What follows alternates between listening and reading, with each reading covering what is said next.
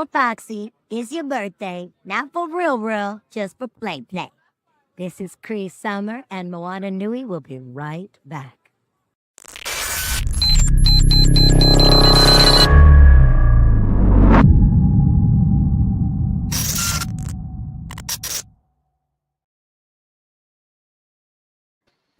What's going on, everybody? Welcome back to another episode of Blerdkast Live, and I am your host, Mark, and today we have a very special episode. Matter of fact, something I've been wanting to do for a very long time, and we have a full panel of guests on today. But before we begin, if you haven't, please leave a like on this video and go ahead and subscribe to Blerdkast and Moana Nui Podcast so you can get more nerdy content like this and other things from other cons and conventions that we all cover. But let's go ahead and jump in. I would like to welcome my guests for this evening. Everybody here is either a press outlet or they are a director of media relations for a particular con. More on that in a second. And I'll go ahead and start with the young lady to my, what direction is this? Other direction. I'll start with you. I guess you're talking to me. Hello, Yes. everyone. I am Dana, best known as the other half of the Moana Nui Podcast.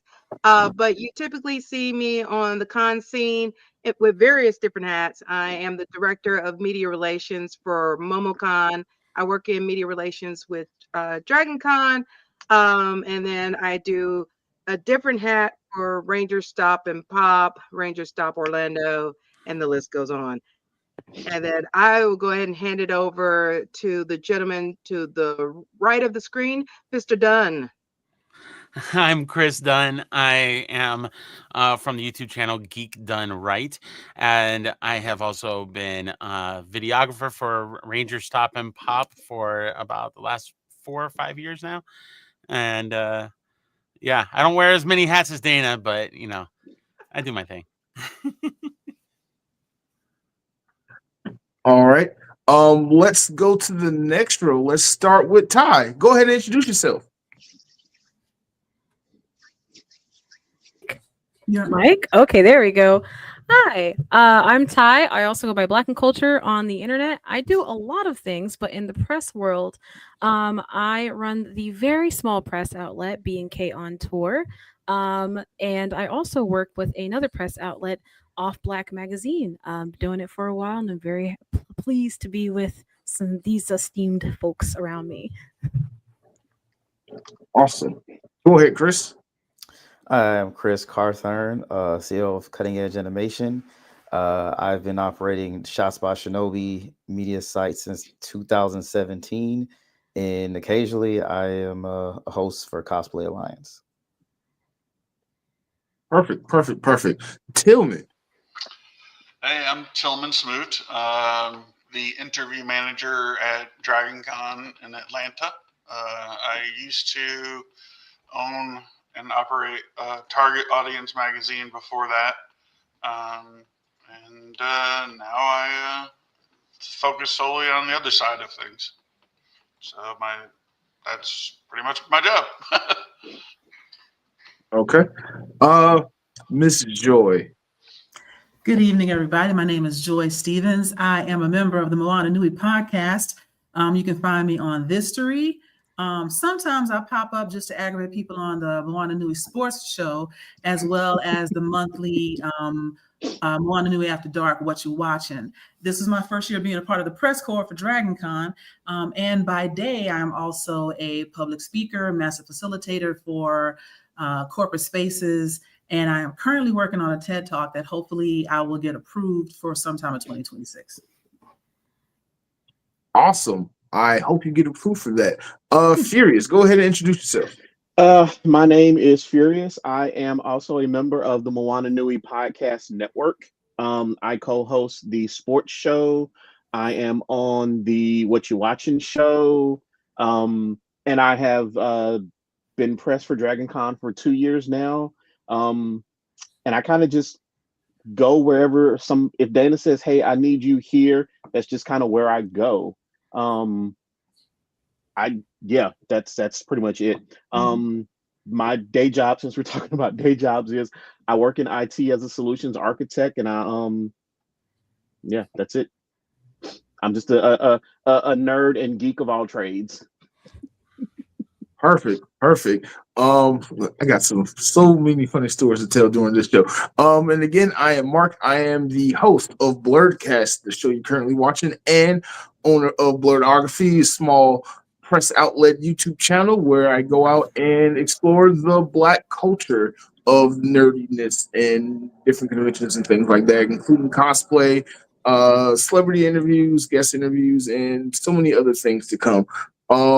This has been an episode or a topic that's so close to my heart because covering cons as press has been something that shaped my channel since I've been doing it, and the opportunities and experiences that I have gained, the knowledge that I have gained since then has been incomparable to anything else that I've done. And I just wanted to get together an elite force of panelists and talk about how to do press, what it is that we do as press outlets, and some of the do's and don'ts, and just how to get started for anyone who might be interested. So I want to start off the discussion topic with, what is press? What is it that we do? Why do cons reach out to us, or why do we apply to cons and want to cover these events as press? I want to start with one of the press outlets. So let's go, Ty. Let's start with you. So press for me is kind of, at least my approach to press is, I approach the conventions from kind of giving you a bird's eye view, but also a holistic approach to what you can expect as an attendee. A lot of times press outlets, when we're talking about very, very large press outlets here, like comic book or, like those kinds of folks, they come for it for like the hits and, the views, kind of like what's happening, what are all the big people saying out there. And that's a very important part of the job as well. You want to cover what's coming out. That's a part of the job.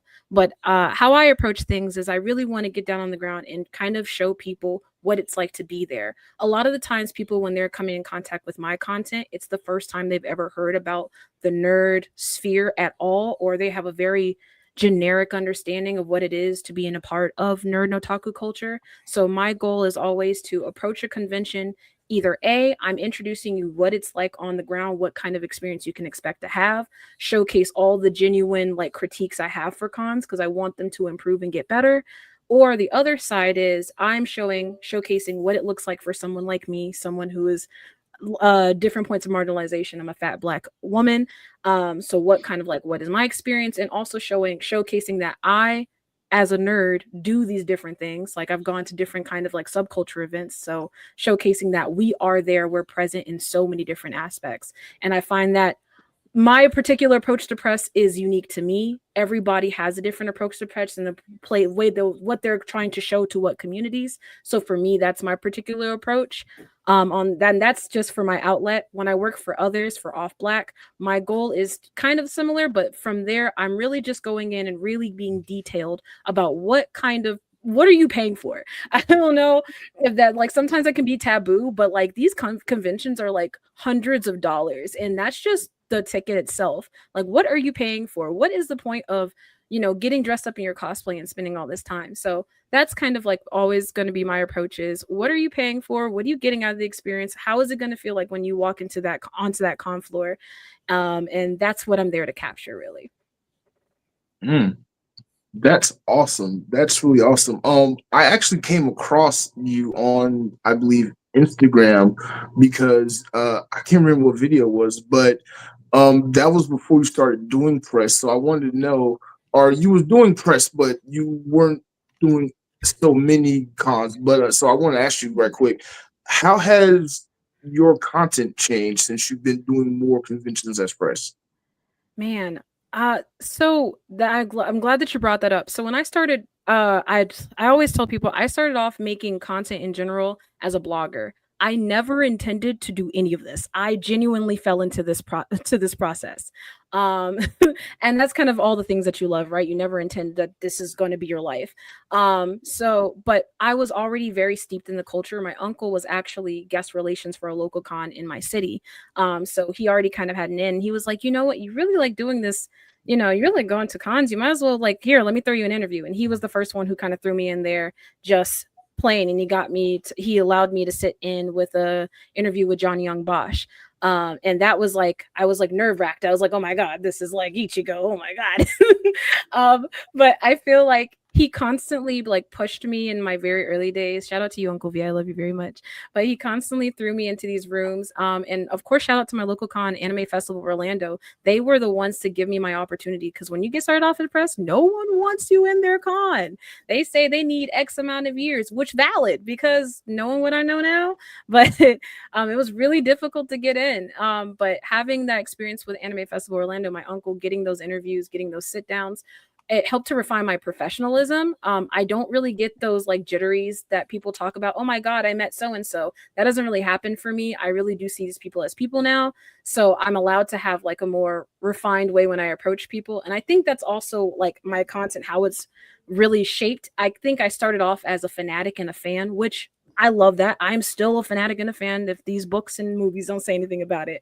But I think now I approach it as like, I'm a fan who's really about the work. I know what it takes to do. I know what it takes behind the scenes, and not just as from a press look, but from the look of the people that I'm interviewing and I'm interacting with.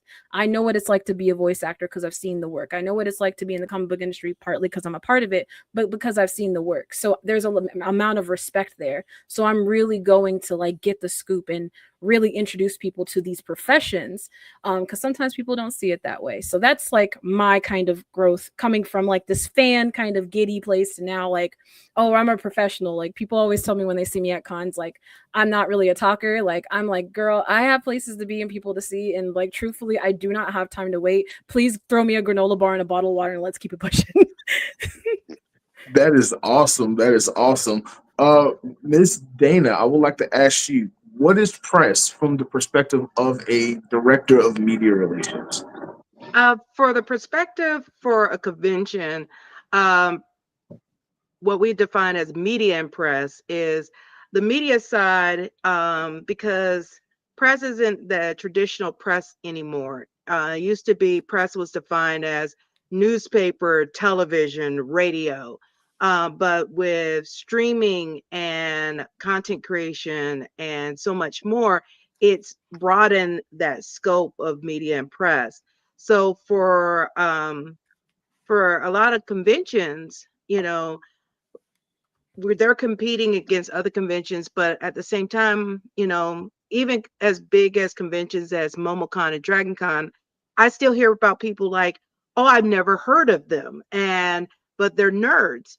But it takes, because of a lot of content creators, streamers, podcasters that are getting a lot of the,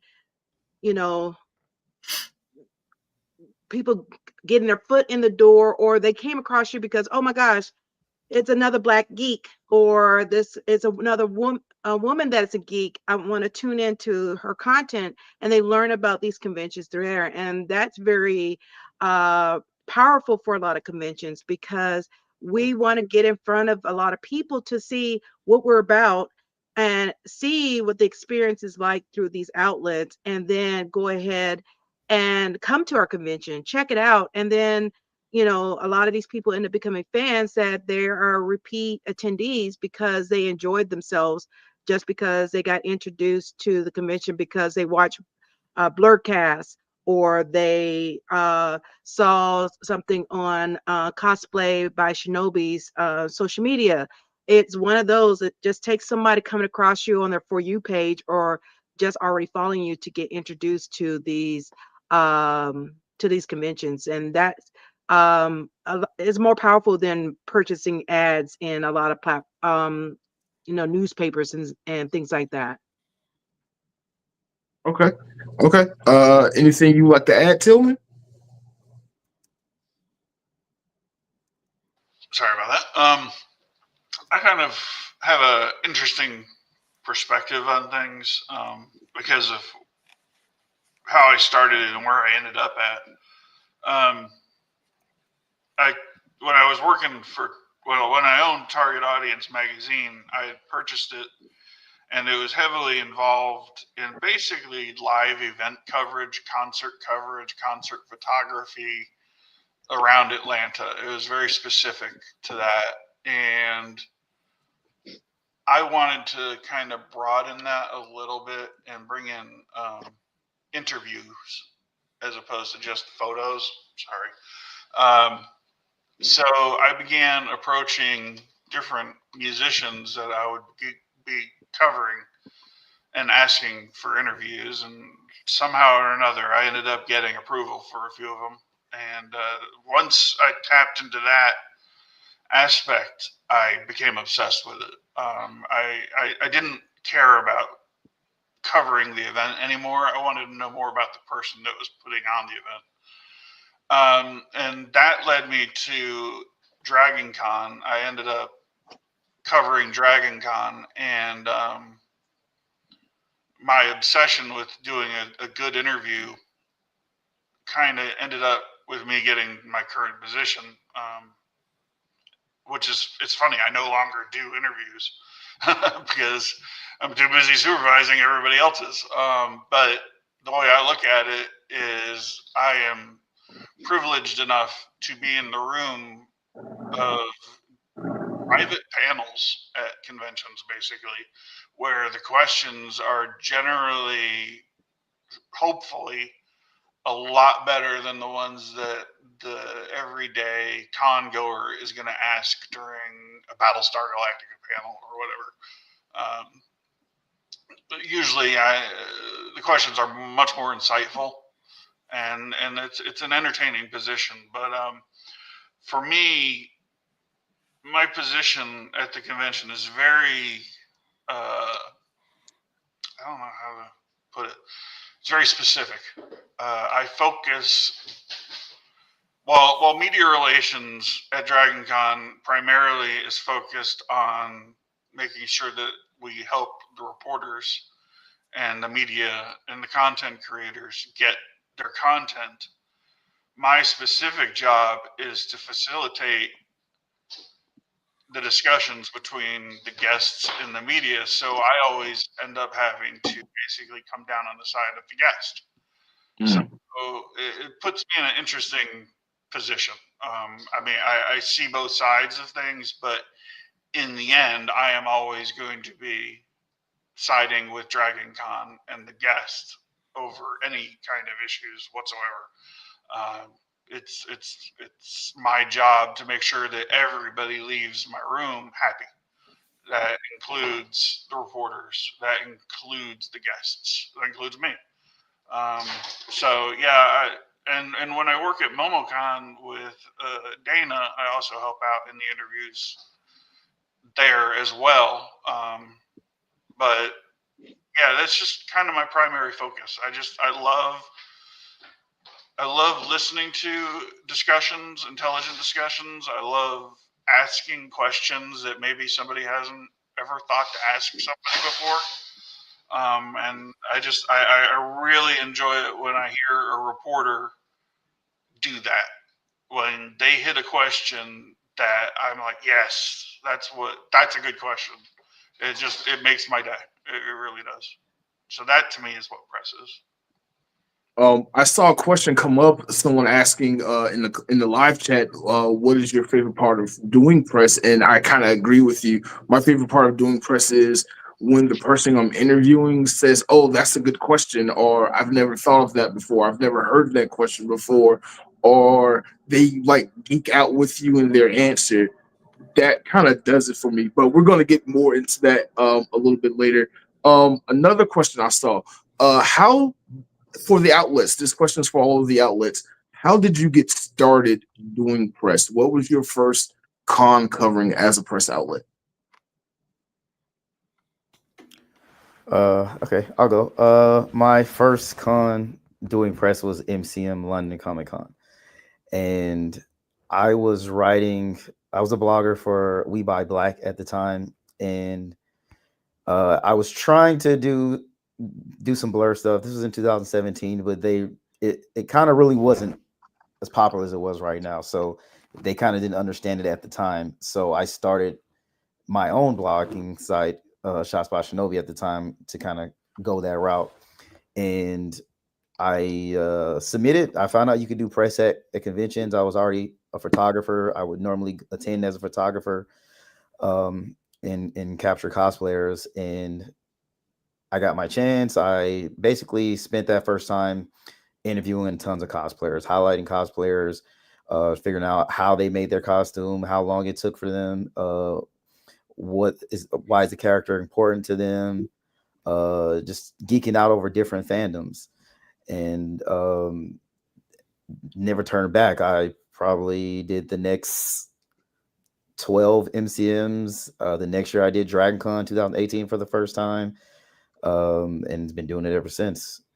And I feel like getting into it, I think is easy to me. I think maintaining it, actually staying professional is the hard part, making sure you're actually doing the work, because you can go to cons and it's a lot of fun and you can easily get lost, but it's making sure you actually get the work done and actually posting your content, posting your blogs, your interviews and everything like that afterwards. Right. You bring up an interesting point about the professionalism thing, but I'm gonna get to that in a little bit too. Joy, Furious, would you like to add your 2 cents into that? Furious, you want to go? Go ahead. Okay. No, go. I slipped backwards into being with press from my relationship with Dana. I've known Dana for years now. I used to work at the company that she still works at, but she asked me if it started with me cosplaying a few years back at DragonCon, and she's like, "Can I get some pictures for my outlet?" And I was like, "Sure." Next thing I know, and I've mentioned this before on some of these shows, like I was cosplaying as Rogue from X-Men, and then I saw this picture show up in I think it was the New York Times, like they did a piece on it, and I was like, "Oh my God," like I was geeking out. And then, like, you know, Dana and I stayed in touch because I didn't know she was into nerdy stuff, and she didn't know I was into it either. So we were both like, "Hey, you know, like the Spider-Man thing." And she asked me if I would be interested in helping out with MomoCon as an interviewer. And I was like, "Yeah," because I like to ask questions. So I mentioned some of the stuff that I do by day, but I've also had several like talk show format podcasts, even in the early days of like iHeartRadio, et cetera, like 3 Degrees show with some folks I can't name now because they're famous, and Thoughts and Moments Radio, Steel Sharp and Steel political podcast. So I like asking questions, and I like people to go, to your point, "Oh, that's a good question." And so I got that experience this past year at MomoCon, being on press at DragonCon, and hopefully doing a little bit of stuff at AWA in December, and then I'm off and running. I'm just planning to ask questions for the rest of my life. And for me, it's somewhat similar story to Joy's. I've known Dana for years and would be at conventions. And one year she asked me if I could help out at MomoCon, and I was like, "Yep, let's do it." For me, the interesting thing about it is I started going to DragonCon back in like 1998. And that was because the person who was the art director at the time, he and I worked together at my day job. So had he not asked me to come help out at registration for DragonCon back in the late 90s, I don't know that I ever would have run into Dana currently to be doing press for to help with Moana Nui, because prior to DragonCon, I'd never been to a con, didn't really have any interest in going. And somebody just said, "Hey, can you come help us at registration?" And I've been kind of in there since 98, 99, and they just can't get rid of me. Gotcha. Danny, you never get rid of us. Never. Yeah. Mr. Dunn, I know you have a very unique perspective from what you do at cons, because not only do you do press like for MomoCon, but you literally are Mr. Ranger Stop and Pop. I know you're retired, but you will never live that down. You were the videographer for Ranger Stop and Pop Atlanta for several years, and that's where I met you. And oh my God, one of the best relationships I ever had in the last couple of years. The person I've met, seeing you work that convention, literally you're everywhere at once, and like also like nowhere like to be found when people are looking for you.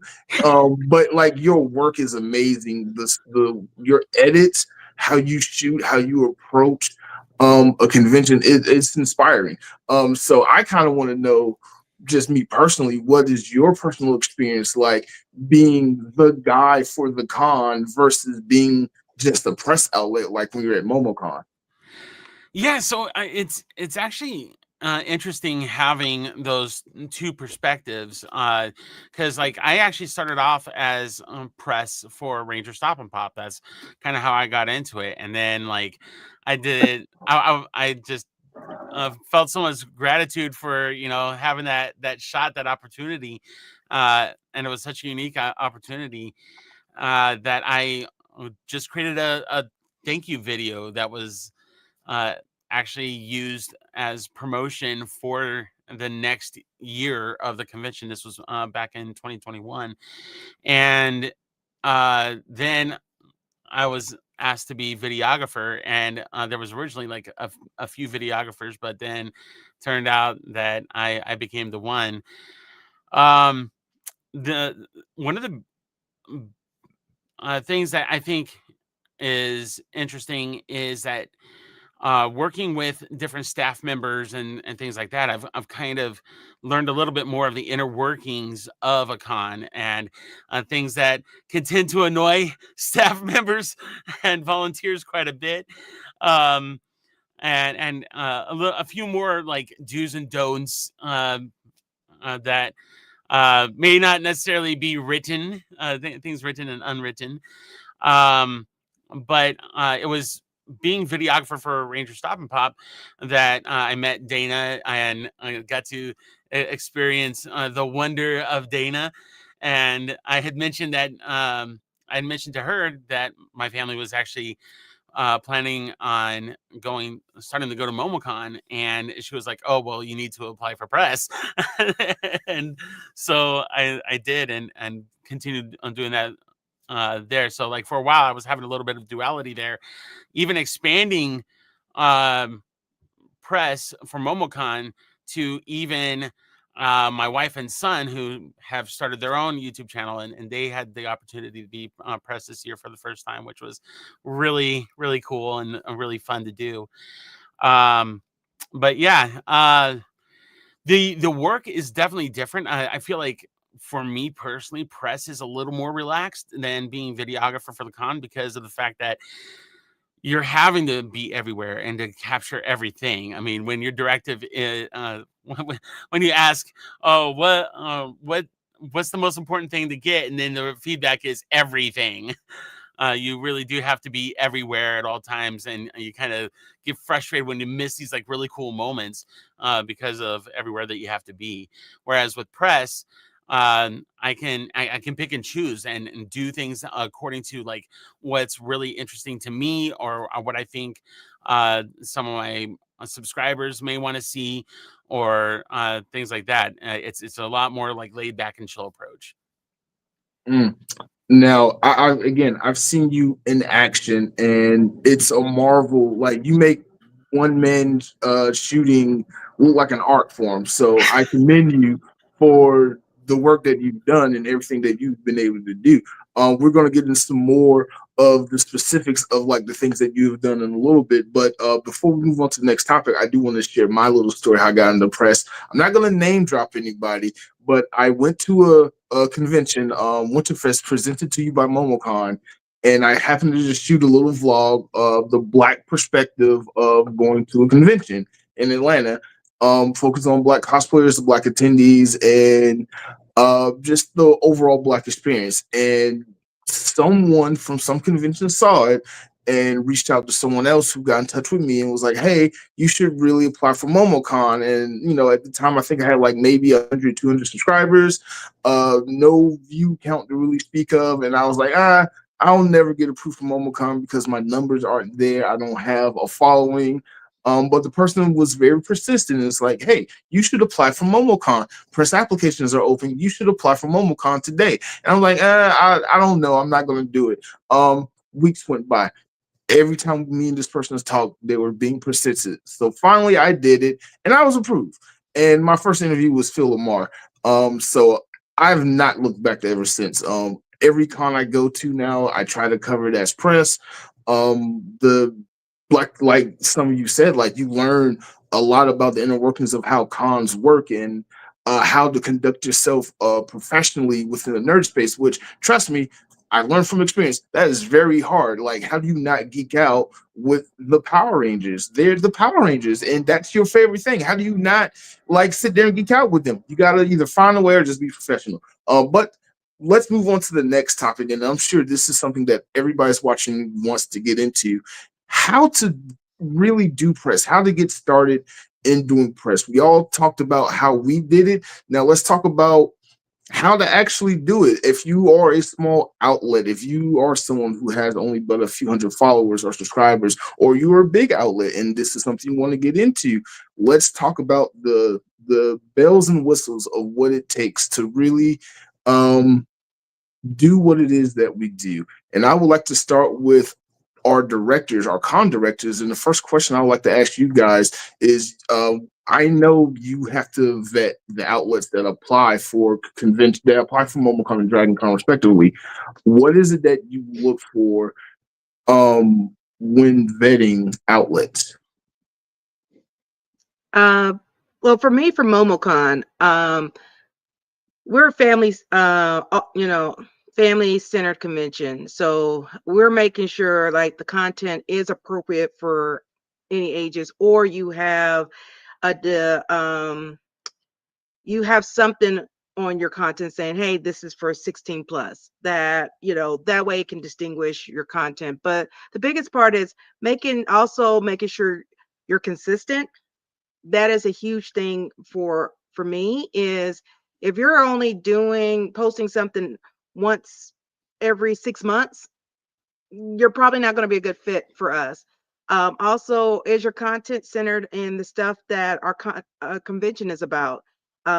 Animation, anime, comics, gaming. Are you covering any of those things? Cosplay. If you're not, then we need to see that in order for us to even give you consideration. Because for me, I don't look at numbers. I look at consistency in your content. Now, there are other conventions that do look at numbers, and that is a deciding factor for them. But that is not all conventions. And so I don't want people to be discouraged thinking all conventions are like that. And Tillman, I'll let you give you your feedback. I pretty much will echo almost everything you just said. I will say that I personally do not approve who gets into DragonCon. That is not my job. That's my boss's job, Samantha, and she's very good at it. But I do know what she uses as her litmus tests for everybody, and pretty much what Dana just said is exactly what she uses. It's not necessarily about your numbers. It's about your quality and your quantity and your regularity, and whether or not you are providing something unique to the space. Just to, as an example, Mark, I'm going to call you out. Okay. When I met you at MomoCon a couple years ago, I was immediately taken by you because, I mean, look at me. I'm not a blerd. I'm the exact opposite of a blerd. I mean, I had never even heard the term until I met you. And I realized at that moment that DragonCon sorely needed that voice. It needed it very badly. And so I talked to Samantha about it, and we have really, really, really tried to give everybody a chance. If as long as you are interested in what we are interested in, I want to hear what you have to say about it, or I want to hear. I just want to see representation, I guess, from everybody, because it's we all love this stuff. We really do. We love the same actors. We love the same shows, the same stories. the same costumes, everything. So why wouldn't I want to hear everybody's take on it? But so when Samantha does her first pass, she hands it off to me, and my job at that point is basically to see which of the outlets is qualified to do interviews with the top tier celebrities, basically, like the movie stars, the TV actors, the voice actors, those people. And everybody is entitled to ask for interviews from artists and authors and comic book artists and industry professionals. We don't limit that, but we do have guidelines when it comes to who can take up the time of our Walk of Fame guests, because they are the ones that are interested in the numbers, not me. I will go to the mat for somebody if I know that they will come away with a good interview.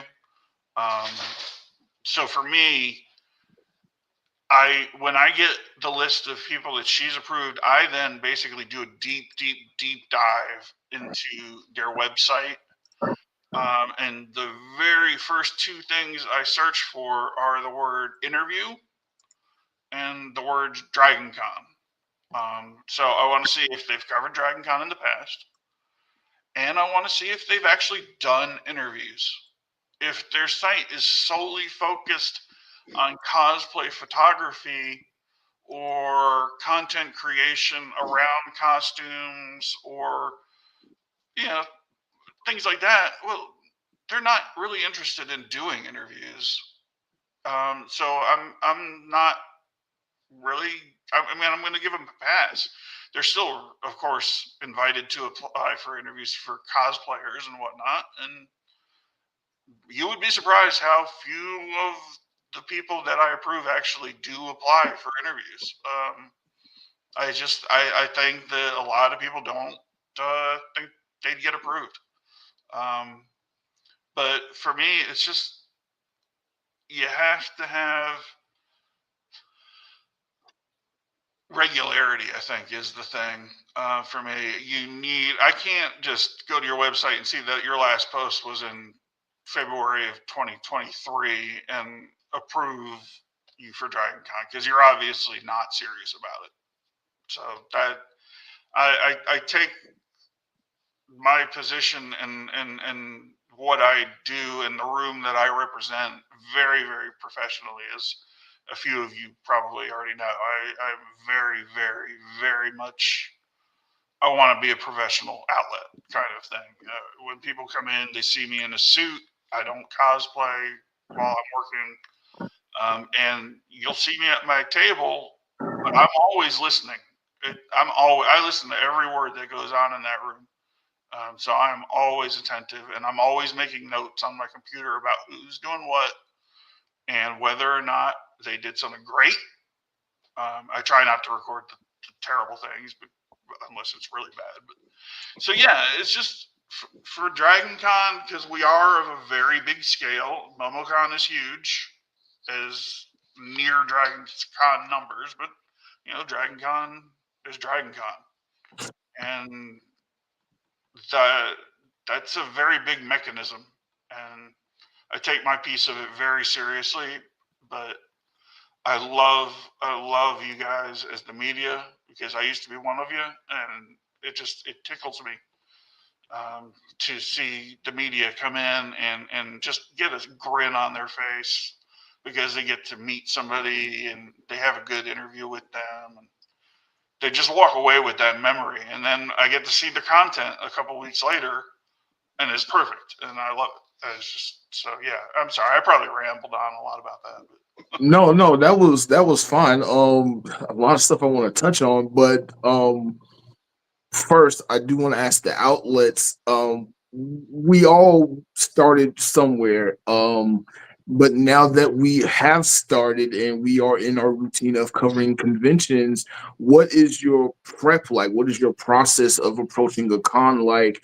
How do you plan and try to work out who you're going to interview? Because different cons operate their media differently. MomoCon's media experience is completely and utterly unlike any other con versus, say, DragonCon or Ranger Stop and Pop or AWA, which I'm going to get into AWA also since Victor couldn't be here.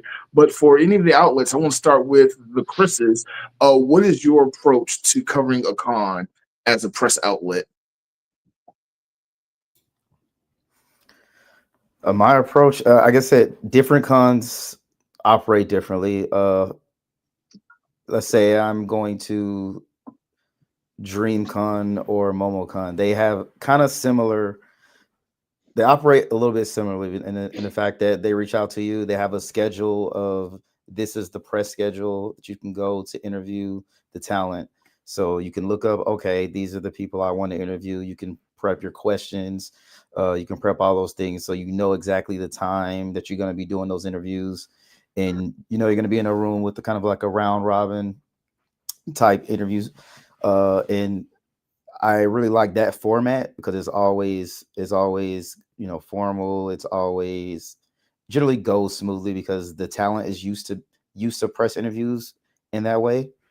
So I think it's easy to prepare for those. And say it's always nice when you ask that question. You can tell that they haven't gotten that question before, and they and they're kind of excited to answer that question.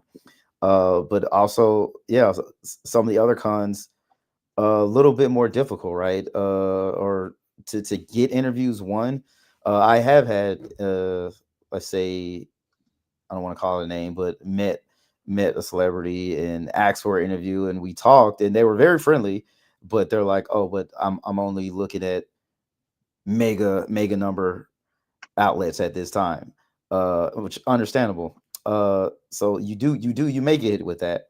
But there are some people that say, oh, it doesn't matter how small you are. They're kind of interested in your voice because your voice is different. And then a lot of different people. Sometimes a lot of the major outlets talk about the same exact things. So that's also one of the unique things I try to do is just come from my perspective, not trying to cover the main topics that everyone else is going to consider. Mr. Dunn, anything to add?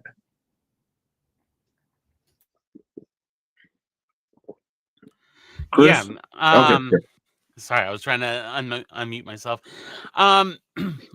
Yeah, I mean, I think a lot of it is like checking out. The first thing I do is I look at the rules for the con initially, as far as in terms of press, because there's always like minute changes. Even if you've covered a con previously, there's always something different in some way, shape, or form. And then in terms of interviews, kind of coming up with a list of must do's versus nice to do's, and prepare myself for any sort of flexibility in that space. Prepare as if I'm going to be able to get those interviews in, but also pivot and have the flexibility. Typically, when I'm covering a con, though, like I kind of want to cover what it's like to be there. So like if you've never been to the con before, you kind of get a little bit of a taste of that from my perspective. And so I'm kind of looking at like what's different this year, what's new, what's interesting to me. And then as it gets closer to the con, I can kind of get that feel so that when I get there, I know pretty well where I want to go, and I can talk to those people about like when's a good time to come back and talk to them about whatever they're about. Perfect. For Moana Nui, for Joy, Dana, and Furious, I have a question for you because I've seen you guys work. When y'all prep for a con, because y'all are more of a team base and y'all divide and conquer, do all y'all get together and figure out who y'all want to interview and come up with questions, or is it just like Dana kind of doing that and then she's assigning y'all what to go do? Like how do y'all operate? Well, I usually, as Joy and Furious will probably echo, is I have a group chat for my correspondence, and once I get an approval for a convention, I'm like, all right, who's going? Get who's going, and then of course all right, for example, for DragonCon, I'm like, okay, for DragonCon, we need to send our top 10 big guests for this application.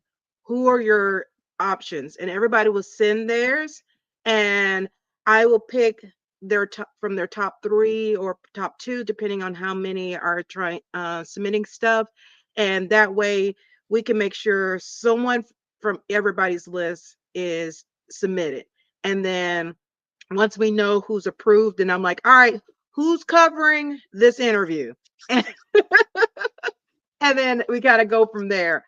But I try to make sure I don't want to be the one that is just like telling them what to do. I want them to also have their voice of what they're interested in covering.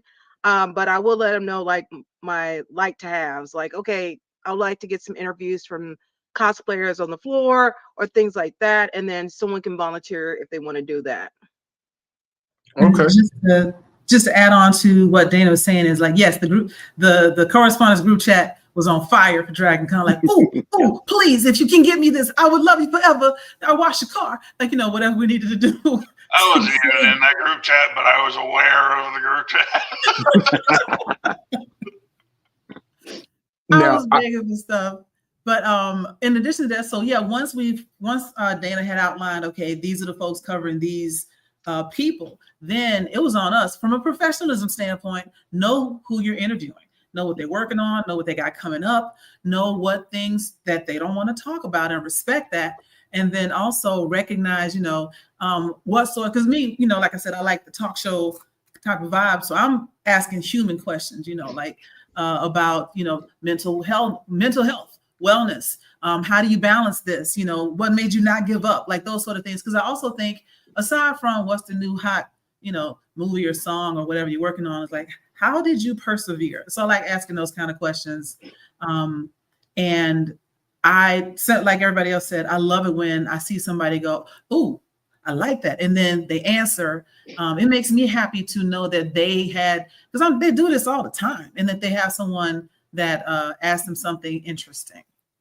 So yeah, but we do a lot of research and preparation. Then we talk to each other because sometimes we have ideas for better questions based off what we've said to each other too. So I'm so happy you said that because I've got specifically with you, I got to work with you at DragonCon in a couple of interviews, and having your gift of the Queen's English and my just being excited and in the moment, like collab and like work together was like so amazing. And I think we came up with some really fun, interesting content there. And then I got to work with Furious and James at like MomoCon before. They've been in the audience while we're doing our round robin interviews, and like, oh my God, James, I know you're watching. You get intense when you ask some of your questions, depending on who some of the guests are. Fears, you do too. But I love seeing you guys work. It's just like seeing that passion once you can kind of let loose and be a little unprofessional, be more nerdy with the interviewee, and everyone's having fun. I think those make for really great interviews. I didn't want to leave out Ty. Ty, do you have anything to add about getting started as a press outlet? I actually have so much to say. Go for it. I want to start off by saying I mostly work alone. I do have a small team that comes with me to cons. I love them, but I mostly work alone. And I want to be honest and say that when I was first started doing conventions, hell, even now, I get really overwhelmed at cons. Like it is unbelievably overwhelmed. I typically, before I go to conventions, I have a group chat, I have a Google Doc, I have all the, God, if you name it, I promise you, I plan for these conventions like I am planning for my funeral. I swear I do. I get to that convention, I grab my press pass, I walk out on the floor, I'm like, what the hell? Where am I at? Well, how did that shocked Pikachu face every single time? I never can get, I can never get it together. I'm with you right there. Me and you right there. I feel like the best thing I can say is one thing I've learned is I really did have to overhaul the way that I did. A lot of specifically Dana and Tillman, you guys brought up something that was very important to me, was consistency. When when you're starting these conventions, it was really hard for me to be consistent because conventions have very short time frames. A lot of conventions they want they either want 30-day or 60-day turnaround. And for me, when I first got started, I was like, "Ooh, I'm going to cons. I can do the content." I was going to all these cons and I really couldn't do the turnaround because I was so exhausted. I was doing cons back to back to back. I couldn't get the turnaround. It makes you look unprofessional. I'm telling you this as somebody. Hey, ain't no shame in my game. I got denied from MomoCon because I wasn't consistent. Baby girl had a lot on her plate. She had to really reorganize the way that she was doing conventions. Remember that if this is not your day job, this is a privilege. Point, period, and blank. Yeah. You have really got to prioritize what you are doing. I love doing press genuinely because this is my passion. I get a lot of gratitude out of it. And like, I like seeing people when they look at my content and they see me doing these things, like it's really gratifying. But like from a professional standpoint, I've had to genuinely overhaul the way I prep for cons. So now my first thing is I come up with a checklist of the 10 things that I'm going to complete no matter what for a con. So for my checklist, it's for me, I like to do at least 1 or 2 floor interviews. I like to get on the floor. I like to ask people, how's their experience? Sometimes at my experience, getting interviews can be very 50-50. Some cons are very good about getting you interviews or even at least trying. Some cons, they'll be like, yeah, I got you an interview. And they'll never tell you. And, and you'll just, the email was sent in vain. At least that's from my perspective. I know it's different on the other side, but I'm just letting you know, being honest. So for me, I don't necessarily aim for big interviews. What I try to do is I read those rules. I see if you can walk up to someone at their booth. Always be respectful, of course, but can you walk up to people at their booth? Can you talk to artists in the alley? How to cosplayers? I always try to get 2 interviews. That's my goal. I'm not a big, I love interviews, but I'm not a big interview girly because they're hard to do. Tillman is right. It's very difficult to stop and slow down and ask people really poignant questions.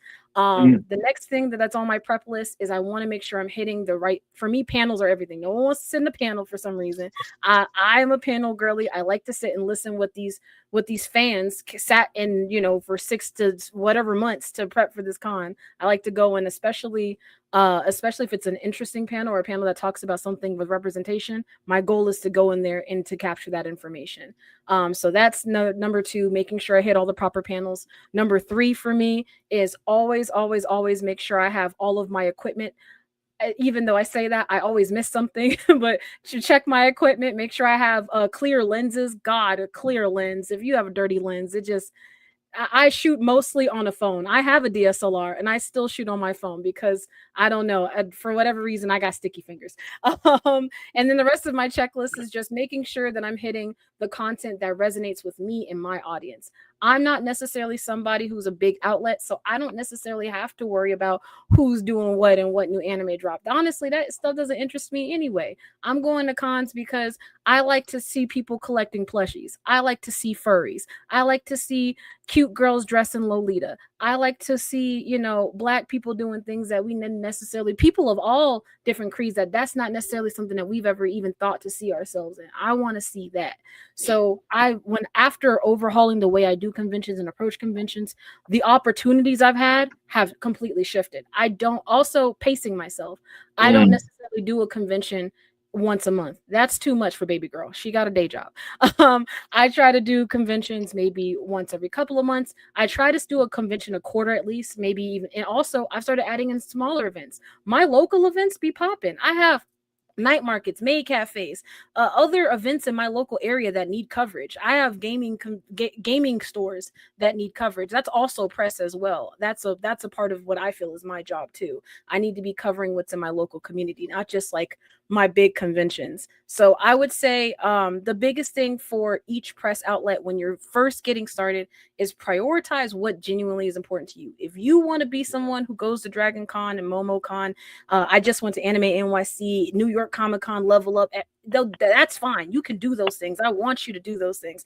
When I went, I had a ball. So I want you to do those things.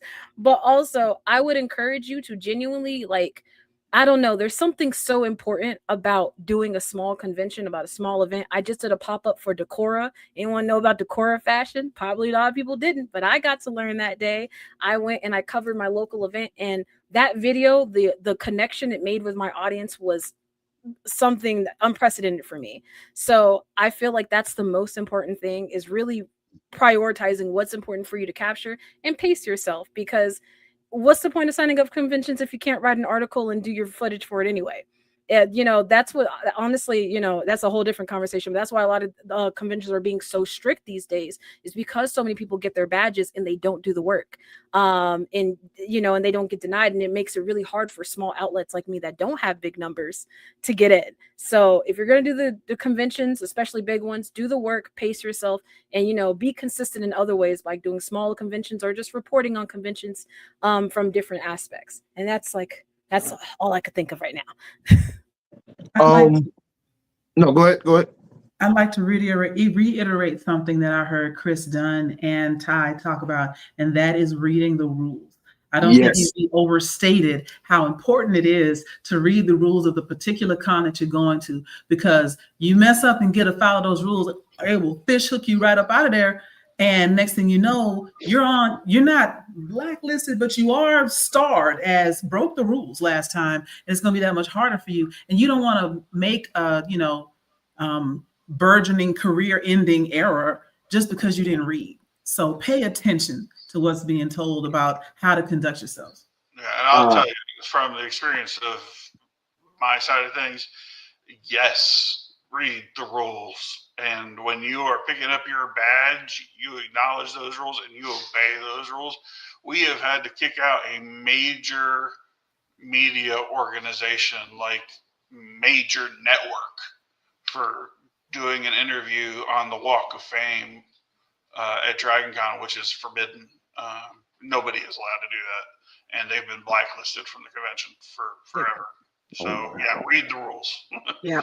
And MomoCon, we've had very popular content creators and outlets that have violated not only the rules of the con, but also the venue, which is part of our rules. But for most conventions, is outlining any restrictions or things that the venues tell us that we need to stay within. And they've been what we like to call first gray listed.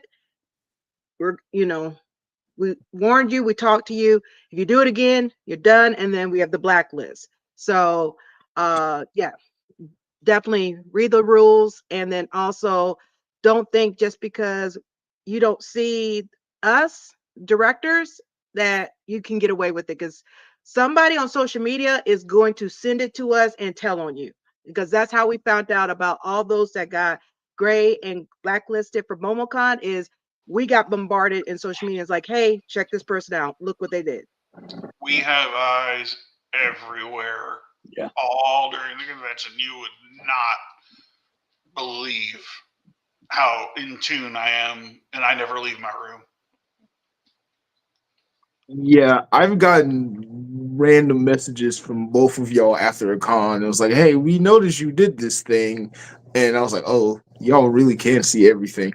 But Ty and Chris, y'all said so much I want to get into. This is going to go into a second part next year.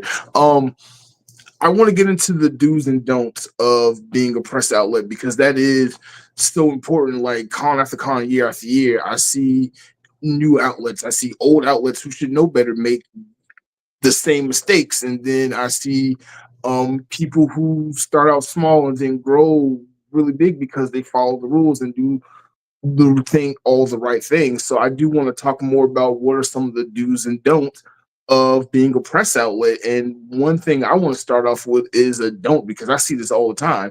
If you're a press outlet, do not ask for autographs during the interviews or go up to their tables and ask for autographs because you did an interview with these celebrities. Like, please do not do that. They make money off of their signatures, their brand, their likelihood. That is why they're there, to make money. Do not do that. But this is an open for everybody. Part of their agreement with the con, a lot of them have guarantees that they have to make so much at the booth, or the con has to pay that difference. So they're very conscious about that. that, and when I found out about that, that blew my mind. But yes, but again, everybody, this is an open discussion. What are some of the do's and don'ts of being a press outlet that you want to bring up that you think are the most important? Sorry, Dana said something that is really, really important, and I've seen some press outlets not be considerate of this. Guests at tables do have guarantees for certain conventions, and if you are at a con where lucky enough to be at a con where they allow you to do interviews at tables, be cognizant of the time that you spend at that table. Yes. Because the time is money, literally at a con, because the amount of time that you take up is on time that they are not spending getting the money from the guest. So be considerate of that. If you're going to be interviewing at a table, keep it to a minimum. You don't need to ask your laundry list of questions. And also, when you're formulating your questions for the interview, keep the questions short. They don't need to know your life story before you answer the question or ask the question. Big facts. It's cool if you're vibing and everything like that. However, just be aware of all those other people that are lining up behind your camera. Yeah. One thing I'd like to throw out is when you're interviewing someone, whether it's in a one-on-one interview or a group interview, be aware of the things you should and should not ask. Yes. Oh my God. Yes. And Tillman and Dana probably know the one that I am referring to, where somebody from a different press outlet, I don't even know who the outlet was. I have been dancing around this subject in my head all night. But yeah, that's why I was like, I'm not going to mention who it was. I'm not going to mention the guest. And like I said, I don't even know the press outlet, but they asked a question that the guest clearly didn't want to talk about. And then they continued to press the issue. Oh, I know what you're talking about. Yes, you do. And you could see the frustration on the guest's face, and that made the rest of the interview time kind of the vibe of the whole room was just off at that point, because it was a situation that this person has no control over, but you just kept pressing the issue. And again, the expression on their face was like, why are you doing this? Why are you doing this? So and that's where the prep work comes in. Once you know who you're going to be interviewing, do your research, find out what's going on. We had a guest that I'm a big fan of, that before the interview, I asked them if it was okay if I asked them about their podcast, because their podcast was about their parents, and both of their parents had recently passed away. And I made it a point to ask that before the interview so that there wouldn't be anything like that on camera. And they were fine with me asking. Do your prep work. Know what to and what not to ask. And just around like the kind of questions that you ask. I'm going to make it hypothetical. This didn't happen this way, but it's indicative of the kind of thing that makes everybody go, really, bruh? Like, don't sit in front of a celebrity and ask them, like, who would win in a fight, Superman or Goku? Like, why? Oh my God. Why are you asking them that? Because one, nobody cares. And two, you wasted time, very precious time, to ask that asinine question. Please do not. That's what I was saying earlier. You know, hopefully we're going to hear better questions than we would hear at a panel, ultimately. Yes, I want to piggyback off of that, Joy. Well, the whole thing about asking questions. I've seen people ask, I call it the fan questions, and Ranger Stop and Pop really honed this in with me and helped me understand the differences between what they hear at the tables from the attendees and the regular fans and what they expect to hear from us. Don't ask Power Rangers about Power Rangers if you're a press outlet. I learned that the hard way. Or if you do, make it in a way to where it's something they have never heard or thought of before. Another thing, if you're interviewing an actor or an actress, they are not that character that they portrayed on screen. You can't ask them what would this character do in this situation. That was just their job. And a lot of people don't seem to understand that disconnect that they were the character, but they're the actor. They were the job. They didn't write the character unless they did, but that's a different story. They just acted it. They just did their job. And again, like, I cannot preface this enough. Research will always be your friend. The more you research, the better. Yes, and specifically research what they've been asked before. Yes. Look at other press outlets. Just look out on YouTube or whatever, and what is like the one question that they get asked over and over and over again. Never ask that question. Like honestly, please stop asking Power Rangers if they've watched the other seasons. Please stop asking them if they've watched the Super Sentai. They have not. None of them have. Guarantee. I mean, that's one of the things that is helpful, because like you can look all over YouTube for whatever actor is consistently at cons, and you might get a few that it's their first time being at a con, but ultimately though, just look and see what other people have asked, and then like, it's not a problem to ask that question again, but maybe try and find a different way to approach the question to get something new and different out of it. Yeah, because Mark would know offhand, and Tillman was there too.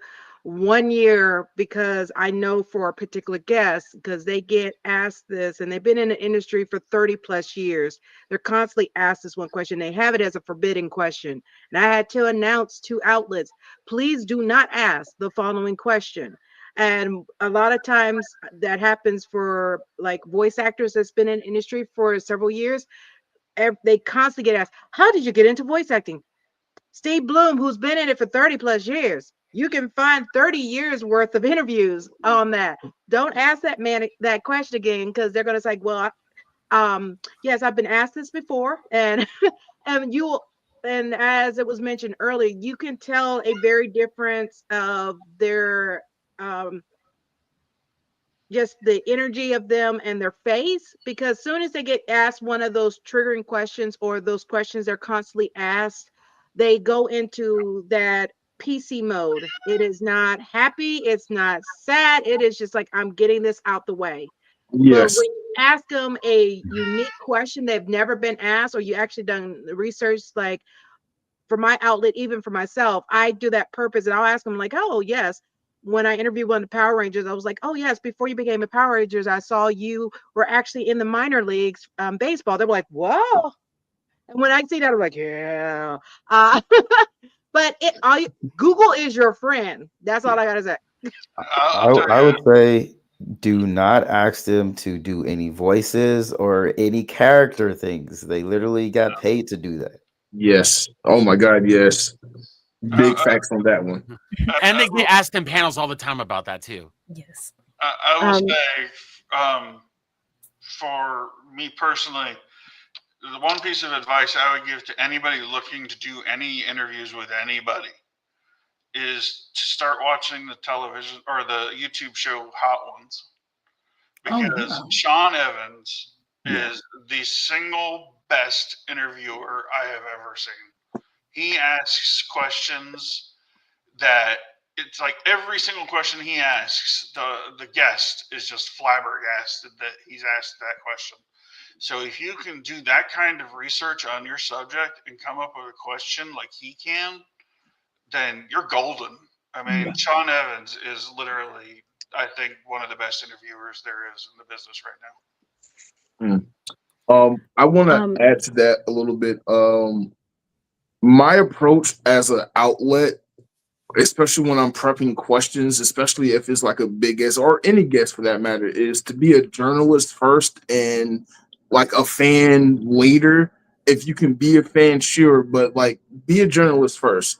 How would, if you were interviewing the president, not this one, but a president or someone more dignified or some other world leader, how would you want to interview them? What kind of questions do you want to interview them? Because I work in media and I see all the time of how big billionaires control the voice of the media outlets and things like that. And when I'm out at these cons, I want to be a journalist. I want to get down to the truth of a certain issue or a topic or something, as it relates to my audience, to people who are watching my videos. So again, research and professionalism is going to be your best friend. I'll let Joy go first, and then I have some. Go for it. Say, you mentioned be a professional first and a fan later, and I would like to give my confession about being professional and then being a total fan. Not even 30 minutes later. And I will name names because it's imperative to the thing. So we got a chance at MomoCon to interview the one and only DMC. Oh yeah, I remember that. That was a really y'all good don't understand. I've been in love with that man since I was like 14 years old, right? And he is sitting right in front of me, and I'm being professional. And I looked into the background, and I knew that mental health was near and dear to his heart. And so everybody else is asking him about like Run's house and blah blah blah. And he's talking about it because he's a good guy.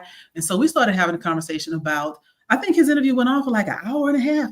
We started talking about yes, an hour and a half, and his manager was like, "Tell me if I need to make him shut up." We're like, no, he can talk forever. And so I felt like that's probably one of my favorite interviews that I've ever done. And when it was over, then, he was taking pictures because that was part of the deal that we could take pictures in the room during MomoCon. And as I got close to him, I didn't shoot my shot, but I shot my shot because I was like, I love you since I was 14 years old. I just want you to know that I think you're an amazing person. Like I just think you're an amazing person, and I think you're great, and I just love everything you do, and I wish the best for you and your family, blah, blah, blah, blah, blah, blah. And he gave me a hug, and I was just like, do I suggest people do that? Absolutely not. Could I have gotten in trouble? Maybe, if I didn't read the room correctly, and I figured like I could get away with that. But I also was respectful, because if he had told me thank you from a distance, I'd have shook his hand and walked on my way. But he gave me a hug. I did not go in for it, and so I felt good. But yeah, that's probably the highlight of my life. Got to be honest. You know what? I got a confession to make too. Because it is really hard to not have that fangirl come out of you while you're mid-interview. So this past Ranger Stop and Pop, I was working on a documentary that you'll see this February called The Black History of Power Rangers. Yes. It's going to be amazing. And that's why, like, when you said read the room, you really got to, like, experience is key, knowing, like, seeing the same celebrities in the same environment over and over again and understanding how they operate really helped me out. There were moments that I was fanning out. Like I'm trying to remember my outline, my questions, and I'm interviewing Paul and Jason, Bulk and Skull, and asking them about their experiences on set with the Black cast members and what representation meant to them. And they were so super interested in the subject and the whole documentary. I'm sitting there on camera trying to just conduct the interview, and I'm just geeking out. Like, this is Bulk and Skull. I want to cosplay as Bulk one day. And, like, they were the reasons why I watched Power Rangers. Like, they were the comedic reliefs, and I'm sitting there just trying to ask them questions and not geek out. But I geeked out. Like, I just geek out. But they were so cool about it, they geeked out with me. And it made for, like, great B-roll, not B-roll, but like a blooper reel or something like that. The same thing with I did the same thing like a couple of minutes later with Catherine Sullivan. I was interviewing her, and mid-sentence, I forgot everything I was sitting there trying to do because I'm like, she's the pink Power Ranger, she the crane, and I was like, oh my God, forgive me, I'm so sorry, I'm blanking out. I'm having a fanboy moment mid-interview, and she's like, go ahead, have it. And I had to like kind of wing it until I got back on track. I was like, okay, good. So reading the room works, especially if you have experience and you understand who you're interviewing. Now, that hasn't always worked out for me. I have had some really bad interviews. One, I'm not going to name the person, but it was at a small con, and they were roaring drunk. And I'm like, I don't even know how to, A, conduct the interview, but B, how to salvage it. I haven't posted the interview yet. I don't know if I'm going to, given who the person is, but I've had some completely read the situation wrong. There's even a part of that same interview where another voice actor, the voice actor of Shao Kahn, he walks by, and I'm like, "Hey, can you save me? Can you save me out of this interview since you know the guy very well?" And he was like, "Nah, I'm here with my kid." And I was like, "Oh, okay, this interview is going south real quick." So yeah, you gotta know how to read the room. You gotta understand the situations you're in. Learn the do's and don'ts. Read the rules. There's so much that goes into what we do that makes this like both fun and interesting and get complicated at the same time. I also want to touch on journalistic integrity, which is what you just referred Yes, to. yes. When you said, I don't know if I'm going to post it. I haven't posted. I don't know if I will. Is it going to, would it be worth, and it's not, would it be worth the additional views going viral, et cetera, to damage someone's career over something like that? Like if they get caught by TMZ, well, you knew TMZ was out there. That's what they do.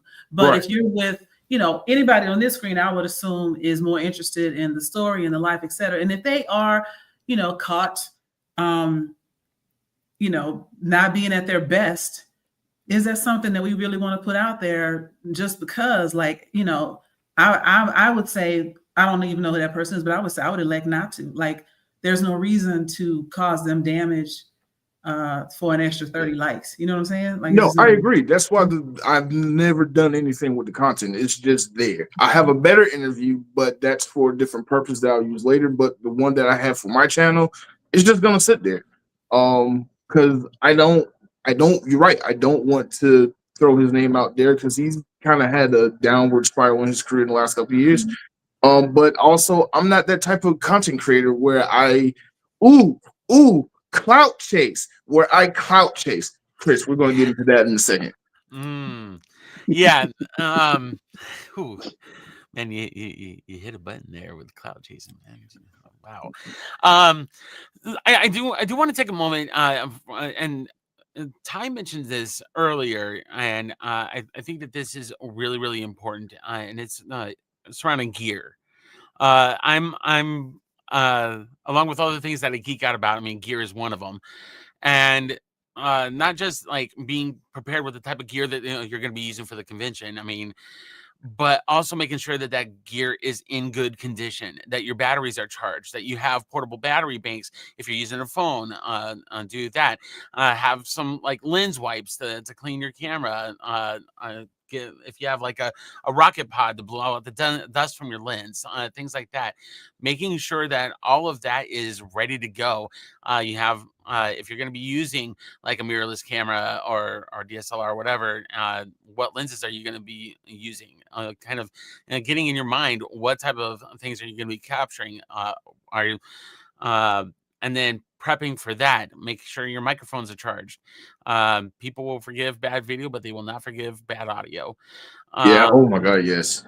And so making sure that all of that is on point is I think a very big do in terms of prep for the convention, but also maintaining that equipment during the convention, making sure that everything is ready at a moment's notice to be able to capture whatever may be happening, because there could be something that just is the most amazing anecdote or B-roll content or whatever that could really amplify your content.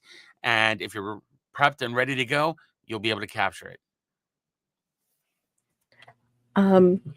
Yeah, I also have some. I love that gear is a big thing. Like I said, lens wipes. If you wear glasses, as most people on this podcast do, shout out to paying mortgage on our eyeballs. So comfy shoes. I have 2 pairs of sneakers, and I know people are tired of seeing my beat up pink ones and my beat up black ones, but those are the most comfy sneakers I have, and I will wear them at every con until the souls start talking to me. Please get a nice pair of comfy shoes. You are walking up and down stairs, standing on escalators for long periods of time, waiting behind people who walk too slow, going standing in front of people who are walking way too fast. You need a pair of comfortable shoes that can get you around, especially when you're talking about these big events like I did MomoCon 2024, and that was already been. Now y'all opening up. Oh Lord Jesus. So please make sure you have a pair of comfortable shoes, business cards. I think it's an important thing for networking as well as just for people to find their footage if you're capturing them or to find your content later. I'm a forgetful person, so I have switched to digital business cards and QR codes, but I still swear by, I hate to say it, you should at least have 1 or 2 physical ones, even if it has a QR code on it, just so you can give out just in case. Sometimes technology fails, especially at cons. Your phone can die. It's best practice to charge everything. But like I said, I'm an unconventional person. So my phone dies midway through the day and I'm constantly on the wall just begging people, can I please have a better charge? So make sure that you have a physical business card. Be mindful of kids. I don't know. This is something that no one really talks about content, but I've seen with content creators and other press outlets, people just snap people's kids. And just because the convention badge does say technically when you are at the con, you consent to having your picture taken, I still think it is best practice to ask people for consent before posting their children. Even if that person doesn't look like a child, you should also ask people if they look kind of young. If you got to think, you should probably just double check with them and make sure that they're of age. My content is technically family friendly, but sometimes, I steer clear of posting children without their parents' consent. I just think as a father, I thank you for that. I just try to be mindful because there are weirdos out there on the internet, and I just don't want to be one of them. And I'm going to speak on that. That signage at all convention is for convention photographers and videographers. You're given authorization, not press outlets. That is totally separate. And that's why we always encourage you to ask cosplayers, anybody, permission on capturing them, especially children. Yeah, thank you. Because I don't know, I've just seen some stuff online. I just really want to encourage you. Please ask people about their babies, that is their children. Take breaks. Like I said, I'm a notorious. I just kind of soak in the sunlight. I guess that'll feed me, but you should probably have something to put in your bag to eat and some water to drink. You can get really exhausted walking all day. Take things in stride. Conventions just kind of have like a lot of moving parts, and sometimes people will snap at you. I have been on the receiving end of a snap or two. It's no one's fault. Sometimes it is people's fault, but you should take it in stride. Never take that as a personal attack.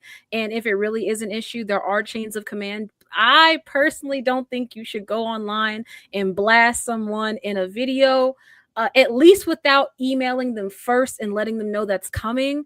I think there's a level of professionalism that comes with at least reaching out to people and trying to resolve it behind closed doors or through email or text, whatever that case is.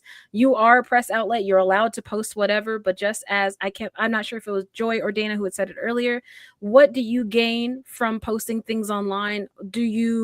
By taking someone else down, what does that say about your integrity? I'm not saying it doesn't make you less integrity, of an integral person. I don't know what the word is, but you should probably try to reach out to people behind closed doors and see if you can get it resolved if there is an issue. I've just seen that happen as well. As a content creator, that's that side talking. The last 2 things: have a way to offload your content. Baby girl just lost all of her content from Anime NYC because she made a very rookie mistake of not being able to offload her content properly. So please. Oh, I'm so sad. I'm heartbroken. But have a way to offload your content, whether that be hard drives, whether that's just you uploading it to a cloud service. Have multiple ways to back up your content. So you have a hard drive, a cloud service, yada, yada, yada, whatever that. Have a way to offload all that content because you don't want to lose anything or corrupt anything. And lastly is create a guide to work by. Like I had mentioned earlier, I have a checklist, but having just some simple things that a process of working. Everyone talked very deeply about interviews, but like I said, that's not necessarily the crux of the work that I do. So for me, my guide looks a little bit different, but have one to work by so that you know that even if you go blank and starfish when you get to a con, you at least know where to return back home to so you can get back to work. And that's all the stuff I could think of. Some good And points. Mark, I just want to say one additional thing on the convention staff perspective. Respect is a huge thing for our volunteers, because majority of the conventions that are out here are run by volunteers. They're not getting paid.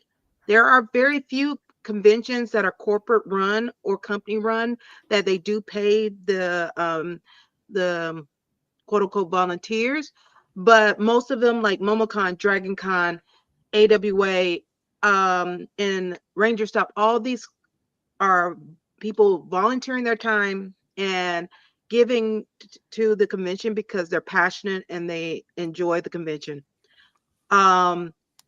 Because that same respect is also giving, because for those who did MomoCon this year, I had to send out an email to our outlets because I got a lot of feedback that were some outlets that were being very rude to the volunteers, expecting them to treat them on the same level as our guests. And you are a outlet. You got a free badge. That is it. There is no reason to treat any of our volunteer or staff like we owe you. Other part is also being respectful to the guests, because yes, the guests are there. They're being paid by the convention based on their contract, but they are also still people. Don't expect because you are an outlet that you are privileged to having to have the opportunity to interview them or be to engage them. They have the right to say no, and no is a complete answer. And be respectful, because one thing, on this perspective as an outlet, Joy and Furious will know, and Tillman has seen it too, and so has Mark, is when we do an interview with any of the big guests, because they took time to interview with us, I always give a token of appreciation to them, because one, that helps them remember our outlet. They have something that when they look at it, they're like, I remember that outlet. I love this item. And I make sure it's stuff that they could use. I call it, con survival kit. But it is something that is just saying, hey, you didn't have to do this interview with us, but because you did, and this took time away from your table that you could have made money, I want to give you something, just to say thank you for your time. And you can see the appreciation on their faces too. Mm-hmm. Tillman had one guest that approached him about that. What you said, Tillman? I said those bags were highly coveted this year. Specifically, remember a Muppets guest wanting theirs. I remember one of our guests' wives making off with his. I do want to piggyback off of something that you said, Dana, in terms of being respectful, especially of like staff and volunteers and everything like that. If you're in an exhibitor hall where there's guests and vendors and things like that, when they call for only staff and volunteers to be in that room, finish up your interview and leave. Do not go seeking more interviews. That is highly disrespectful to the volunteers and staff. People want to wrap up and go home. They've had a long weekend. They love that.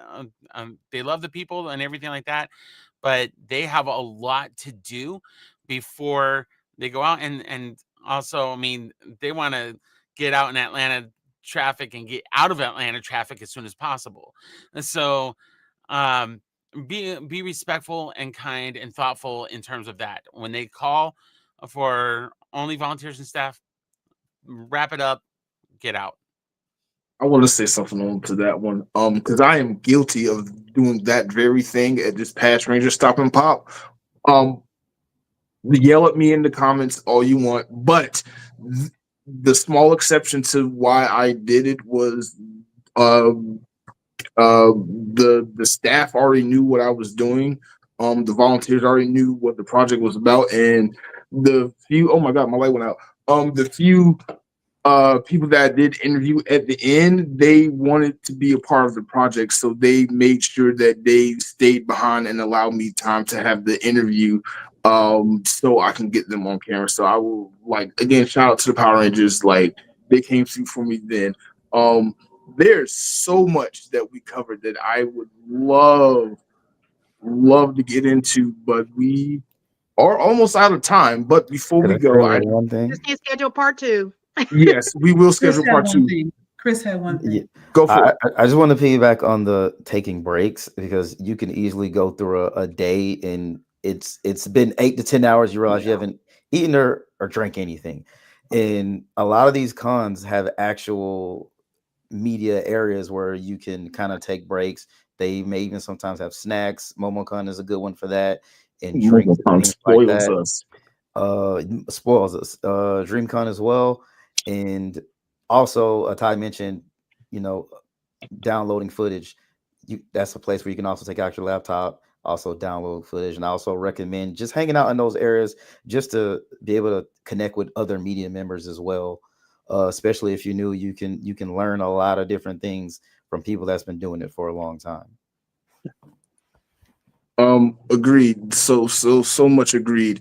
Before we go, I do always end my talking points with this one talking part. And thank you, George, for bringing this to me, because I love it. Adult money. But we're gonna talk about this like in a lightning round sense and make it really quick. But adult money, the first thing I want to ask or bring to the table is, how can we make money from doing press? And there are two parts to it. It's kind of a double-edged sword, because on the one hand, you can't from the con aspect, but on the other hand, as a content creator, you can from your brand. But floor is open. How can we make money from doing what we do as press outlets? First, make sure charging anything is okay with the convention. So like DragonCon, that is a no-no. MomoCon, charging for photos or anything, that is a no-no. So make sure you follow those rules, because if you get caught, you are blacklisted. As far as that, inquire about sponsorships. One of the things I see with a lot of outlets, they try to do these quick, fast money things. Find someone who's going to really invest in your brand, and it believes in your brand, that can give you the funding to make your brand do the things that you want to do. I'd also say if you have a really good brand recognition, and I'm thinking about some of the content creators that I know. For example, I merch, right? T-shirts with your slogan, logo, likeness, etc. on it, that you can sell through Etsy, or have your own website shop, etc. Mugs, pins, but whatever it might be. And yeah, I'm gonna stop there. For example, I bought a couple things off our own website from Moana Nui. Subscriptions. If you have a Patreon or a Ko-fi, or if your website has a subscription base built into it, that might be an option. If you ask your family, I don't know why people are scared to ask their family but if your loved ones really support what you do and they find it valuable, ask them to give you $1, because that's what's valuable. Another thing that I have seen as well is, oh my gosh, if you can, try to get, no one likes being a content creator, but try to get monetized on an app. Sometimes that works. I will tell you, Instagram is practically impossible, so I won't tell you that. But I know TikTok, after 10K, you are monetized. On YouTube, YouTube has a pretty low threshold now to get monetized. So maybe consider chopping up some of that content you get and putting up onto YouTube as well. It's a little dicey. I'm just letting you know, social media pays out real small, but it's a way to get some money. I love these pennies I'm getting from my social media platforms. Like I said, it's real small. I want to set the expectation. I think the most holistic way as well is something that I'm doing with Off Black magazine is, if you are interested in I would say, I don't want to say it's illegitimate, not that you're a completely digital site, but consider doing some physical releases and maybe doing a Kickstarter or selling those physical releases of your articles. That could be a way for you to memento some of your older content, but also give something people to remember by all the cool stuff that you've done. So those are some of my ideas. I agree. The social media aspect, yes, if you can get your YouTube, your Instagram, TikTok, Facebook monetized, go for it. But again, the margins of payouts is pennies. So please understand that it's a lot of hard work that goes into like creating content and covering cons as press. With that said, I do want to bring up something that Dana said. yes, as press outlets, the conventions do offer us a free pass, usually a pass to cover the extent of their con, to cover their con for X, Y, and Z reasons. But that is not a free pass to the con. And what I mean by that is we still put in a lot of time, effort, energy, and work, professionalism to create the content, to get the interviews, come up with questions, doing research. There's a lot of time, effort, and energy. Oh, the editing, the months of editing you do after any con, or years, depending on how you operate. So much goes into that free press pass. So yes, just because we received a free entry to the con doesn't mean we're not working for it. Because I'm still coming out of pocket for hotels and food and accommodations, travels. All the con did was just save me $100, maybe $200, if you want to look at it like that. But yes, if you can get your platforms not monetized, do that. The Kickstarter thing is a really good idea. Having merch is a really good idea. Not only merch for your website, but like merch you can bring to a con with you. A place like MomoCon, you might be able to get a booth to be your brand at MomoCon and be able to sell stickers and merch and other things like that. But yeah, that's just my 2 cents on that. Anybody else has anything to add on how to make money in doing press?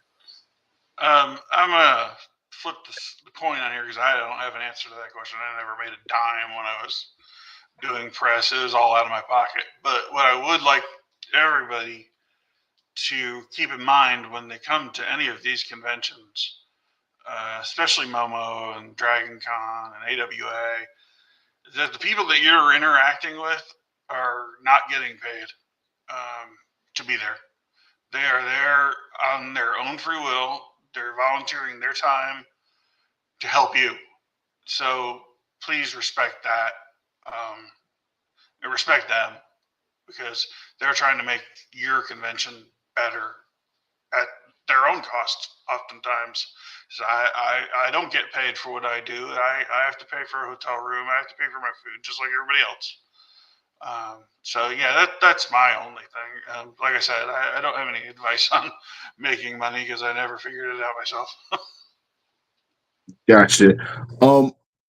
There is a question that I saw in the live chat that I do want to get to, and it was a question of, do they charge for interviews? And I'm assuming that was on the perspective of you as an outlet going to a celebrity and then they charging you for an interview. That has happened. That's happened to me before. Or they ask you to buy their book or something. And if that happens, deal with that accordingly. But for the most part, when you're doing the interviews at a con on the capacity of your press outlet, it is generally understood that you are allowed to get the interview if they approve you to interview them. Simple put it that. But that also goes.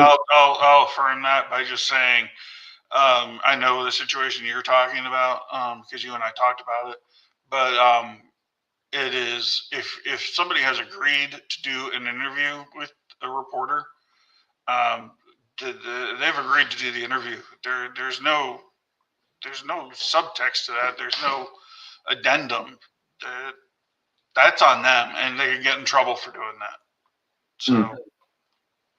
I do know what you're talking about, but that's not quite the one I was referring to. I had another issue at a different con where one of the guests just flat out said, unless you are the guy who does video for this con, you have to pay $200 to $300 for an interview. And I was like, okay, cool. That's good to know. That's all I needed to know. But how that con operated was you have to just go up and ask. And if they said yes, then yeah, that's cool. If they said no, then you just have to move on. Oh, that leads me to a secret tip. Before we go, last tip. Something I learned just from doing cons, especially cons like Ranger Stop and Pop, where you have to go and ask for permission for interviews. Ask the handler for interviews. Grease the palm of the handler. Give them like a gift card, or make good with the handler, not the celebrity. The celebrity will always tell you yes or no. The handler is the one who controls if you get the interview or not. And sometimes it may not be the handler. A lot of times you have the handler is typically through the con or volunteer, but a lot of times they have their own manager or someone from their actual team that's the person you have to go through, especially if they're tied to Disney properties or any big properties like that. You have to go through them because of NDAs and all kind of other stipulations.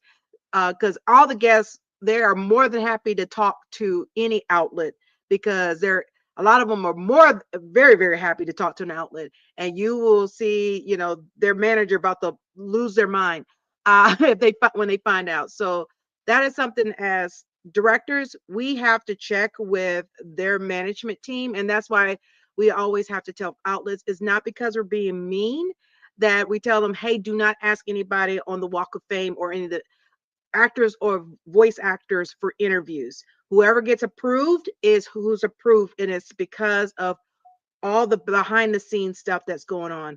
Like Tillman mentioned earlier, like comic book artists, writers, anybody on the artist alley, you're free to go up to them and ask. But those big name guests that is at Walk of Fame area, if we tell you no, don't do it, because there have been outlets to do that before, even though they've been told no.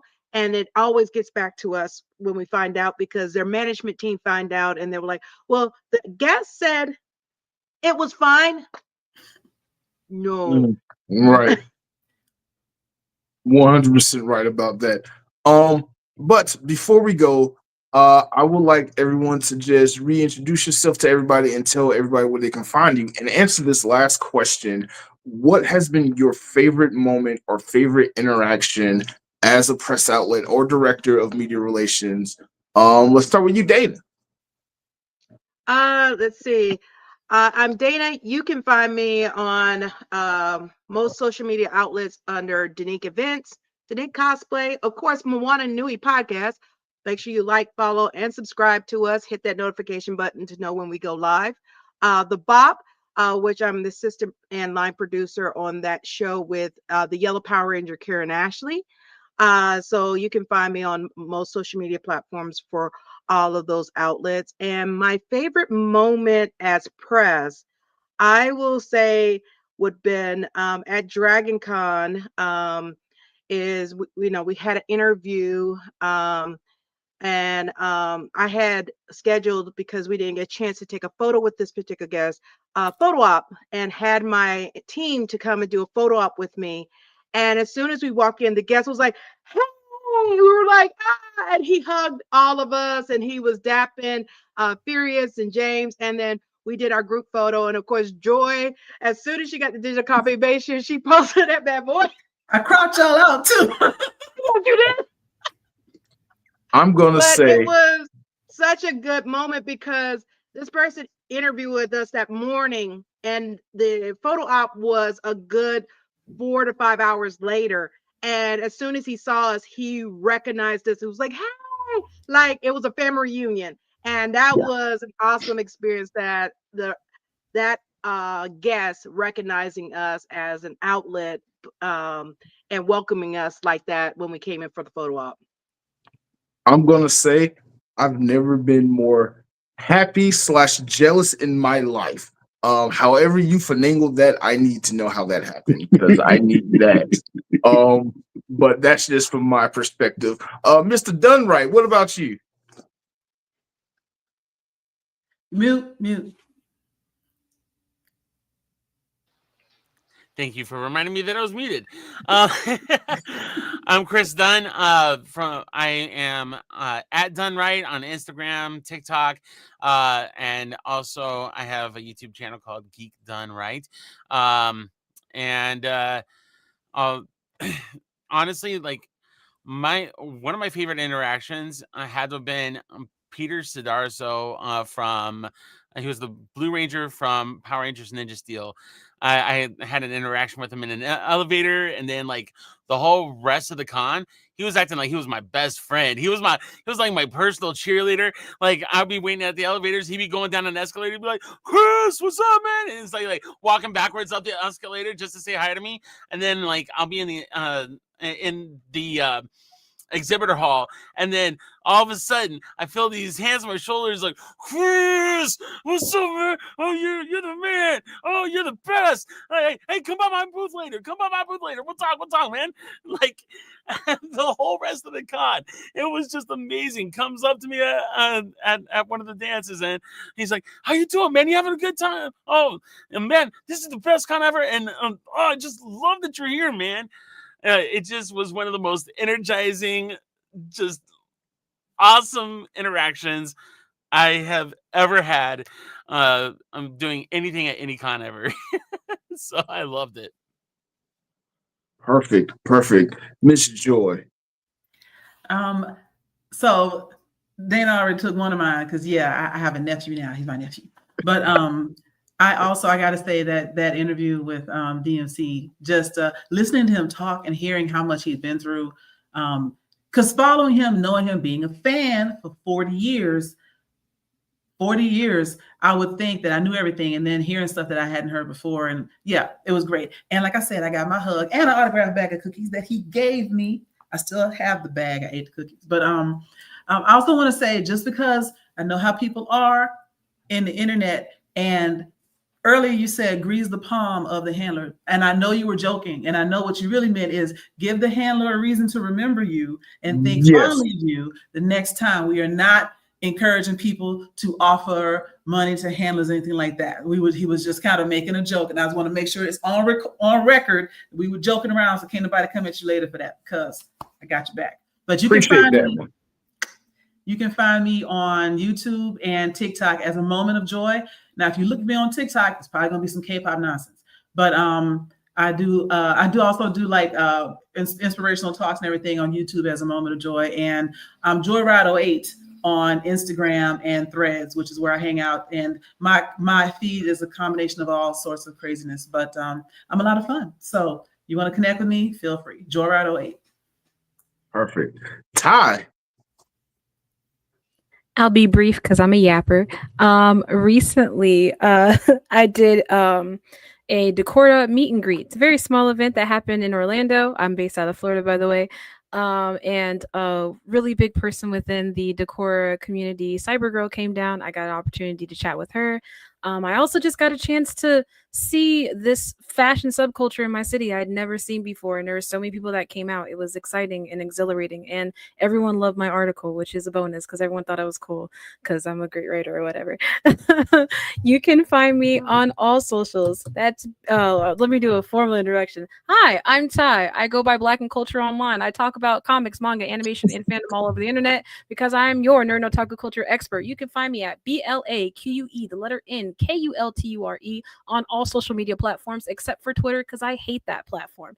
And for my press brand, you can find me at BNK on tour. Especially go check out our website. That is where all of our articles and all of our jazz is there. We hope to see you around. Okay. Mr. Shinobi, go ahead. All right, I am Chris Carthern. You can find me at Cosplays by Shinobi on IG and TikTok. You can also find me at Shots by Shinobi and shotsbyshinobi.com. I would say, from Ty mentioned small cons, go to small cons.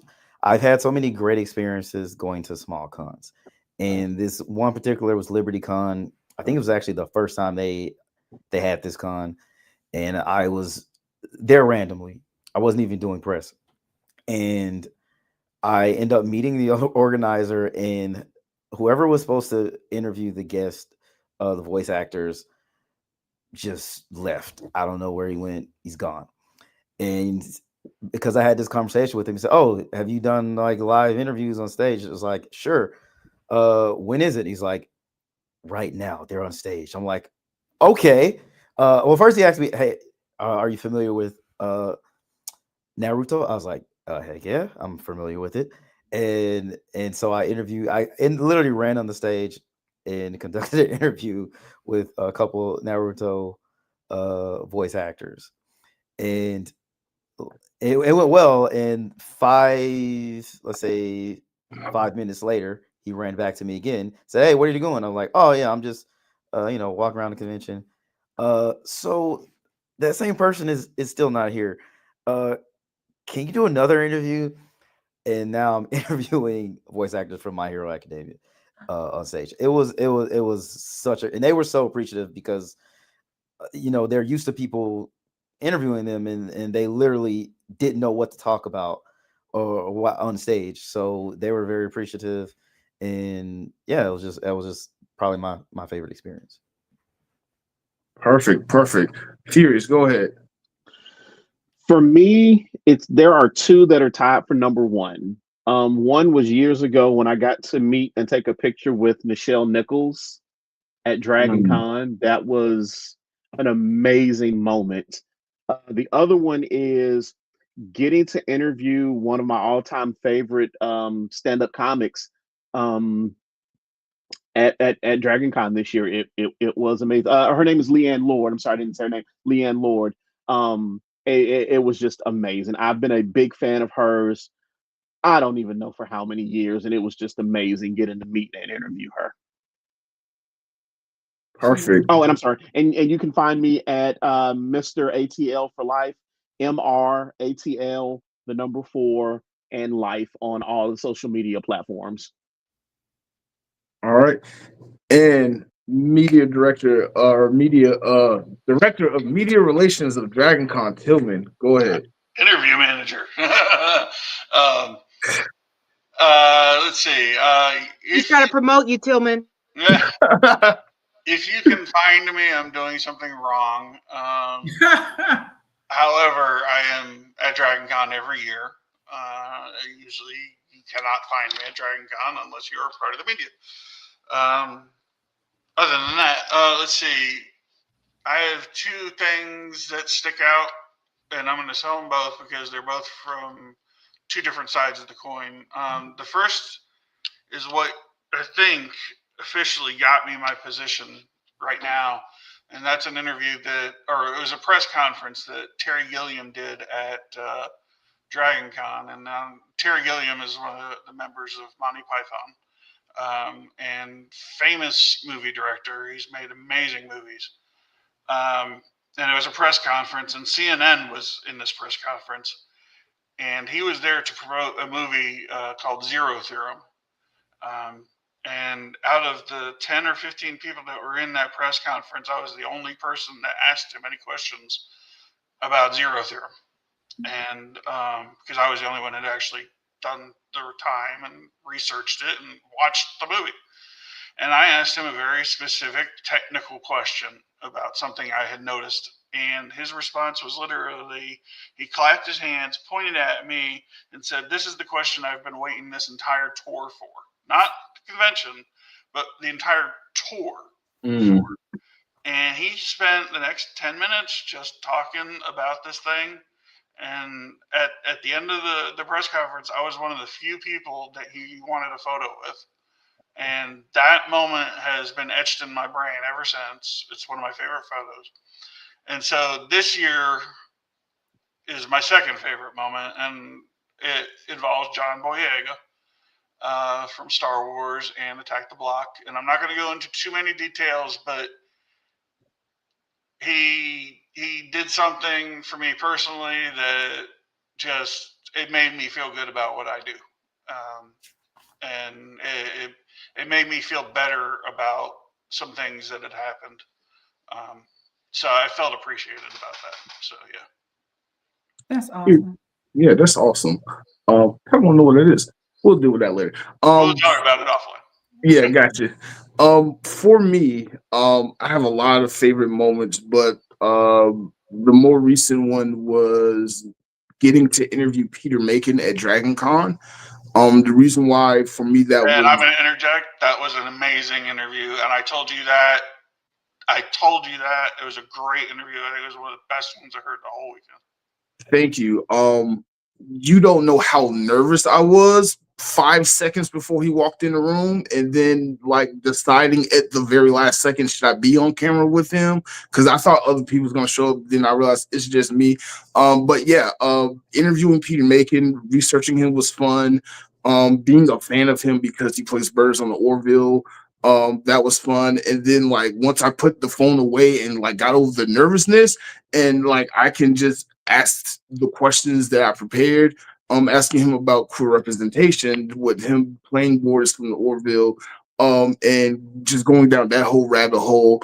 I had a whole hour prepared, and then Tillman walked up and gave me the signal, "You got 1 minute." I was like, no, this is the worst possible timing for this, but that interview was amazing. If you haven't seen it, please go check it out. Matter of fact, all these interviews of all these guests that we have talked about are available on all of our social media platforms and DragonCon TV. So please feel free to check them out. Run DMC was amazing. I can hear him talk for days. Just talk. I don't even want to ask him questions. He can just talk. Tell me about his life. But before we go, I would like to give a special shout out to Blerdography's newest channel member, Frost NYC. Thank you. Just joined a couple of days ago, but thank you for becoming a channel member. I really appreciate it. And if you are watching this video and you would like to become a channel member, you can do so by hitting the join button somewhere down here between Furious and Tillman. There's a button called join. You can hit that and you can spend your adult money to help me go to my next con, which will be AWA in December. Blerdkast Live. We'll be back at the end of November because, you know, I like to enjoy the holidays and people got to go out of town. So we'll be back November 24th with our Cyber Monday special. And then after that, December 1st, we're doing something special with the Supreme Attorney. I'm going to leave that for later. But this has been Blerdkast, and I'll see y'all when I see you.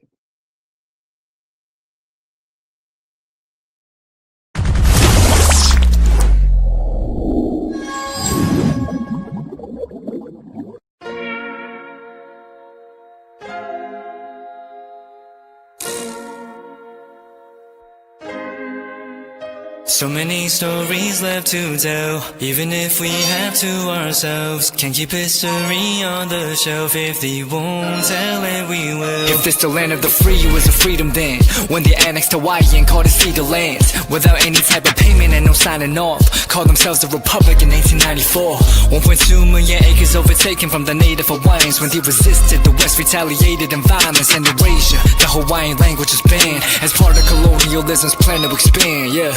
Stuck between a rock and a hard place. Multiple bombings of Kaho'olawe as a part of their ongoing war with Asia. Used it as a place for target practice. No consent or compensation. Colonizers call for annexation. Network out for all the locals. School will never let you know. So many stories left to tell, even if we have to ourselves. Can keep history on the shelf. If we won't tell it, we will. Too many stories left to tell, even if we have to ourselves. Can keep history on the shelf. If we won't tell it, we will. We will. So if we put Hawaii into perspective, well, Black and Asian history is interconnected. Considering the fight with the Pacific, then of course versus Asia, they was treated as a middleman for war, but didn't let the Western colorism run its course. Cause dark skin was a sign of dignity to core. The land was taken in the name of capitalism, when prior to it was an actual kingdom. Clap back at the system. Stuck between a rock and a hard place. Multiple bombings of Kaho'olawe as a part of their ongoing war with Asia. Used it as a place for target practice. No consent or compensation. Colonizers call for annexation. Network out for all the locals. School will never let you know. So many stories left to tell, even if we have to ourselves. Can keep history on the shelf. If we won't tell it, we will. Too many stories left to tell, even if we have to ourselves. Can keep history on the shelf. If we won't tell it, we will. So many stories left to tell, even if we have to ourselves. Can keep history on the shelf. If we won't tell it, we will. Too many stories left to tell, even if we have to ourselves. Can keep history on the shelf. If we won't tell